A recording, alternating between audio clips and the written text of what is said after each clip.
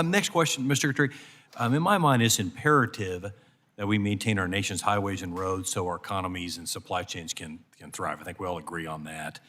As has been mentioned earlier today, electric batteries are far heavier than car batteries, and no doubt these heavier vehicles are going to lead to more wear and tear on our roads quicker than gas-powered cars.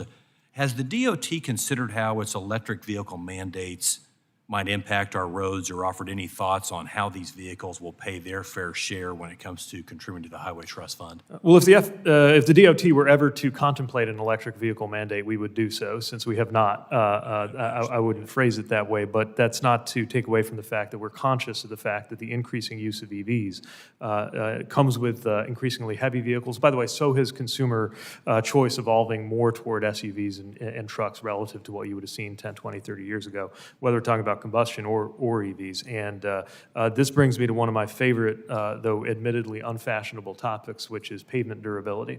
I'd encourage you to, if you get the opportunity to visit our Turner Fairbanks facility operated by the Federal Highway Administration, not too far from where we're sitting here.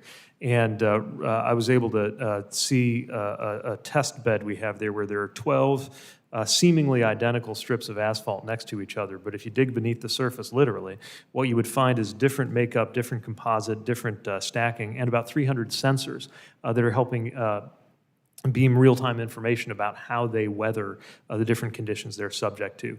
In terms of the other side of your question about funding, we're conscious that as we move toward an increasingly electric future, the gas tax model will not be sufficient to capture the principle of user pays, nor has it been sufficient for some time just to keep pace with demand.